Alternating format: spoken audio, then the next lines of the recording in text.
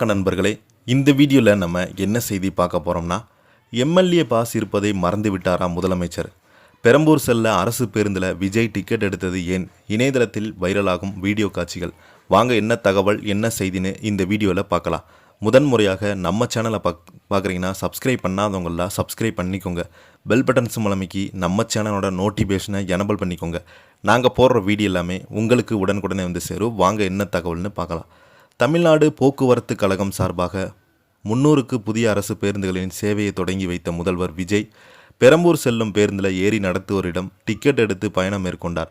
முதல்வர் விஜய்க்கு MLA pass இருக்கும்போது அவர் எதற்காக டிக்கெட் எடுத்தார் என்று பலருக்குமே கேள்வி எழுப்பி வருவாங்க.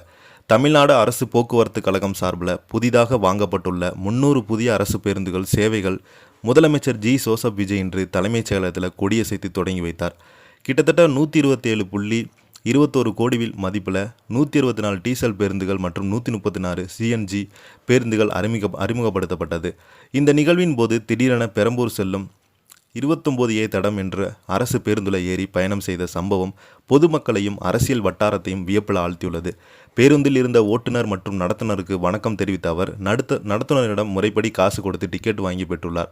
அவருடன் போக்குவரத்து துறை அமைச்சர் விஜய் தமிழன் பார்த்திபன் அரசு அதிகாரியுடன் பேருந்தில் பயணித்தாங்க. சென்னை தலைமைச் செயலகத்திலிருந்து காமராஜர் சாலை வழியாக கலங்கரை விளக்கம் வரை விஜய் பயணம் மேற்கொண்டார். பயணத்தின் போது நடத்துனரை தன் அருகில் அமர வைத்து போக்குவரத்து துறையின் செயல்பாடுகளை குறித்து கேட்டறிந்தார். இதன் பின்பு மீண்டும் அதே பேருந்தில் தலைமைச் செயலம் திரும்பினார்.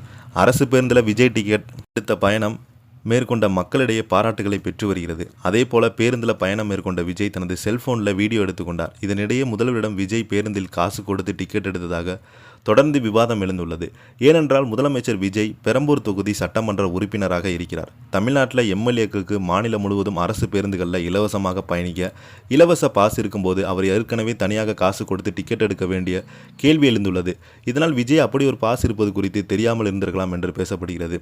முதல்வர் விஜய்க்கு தெரியாமல் இருந்திருந்தால் உடனடியாக பயணித்த போக்குவரத்துறை அமைச்சர் பார்த்திபன் மற்றும் அரசு அதிகாரியுடன் நினைவுபடுத்தியிருக்க வேண்டும். அதேபோல நடிகனாக இருந்த வரை விஜய் தமிழ்நாட்டில் இப்படி ஒரு பயணத்தில் பேருந்தில் மேற்கொண்டிருக்க வாய்ப்பில்லை. இதன் காரணமாகவே மொபைலில் வீடியோ எடுத்ததாக பார்க்கப்படுகிறது. இந்த செய்தியை பற்றி நீங்கள் என்ன கீழே உள்ள கமெண்ட் பாக்ஸில் மறக்காமல் பதிவிடுங்க. இந்த வீடியோ பிடிச்சிருந்தால் லைக் பண்ணுங்கள், ஷேர் பண்ணுங்கள். நன்றி, வணக்கம்.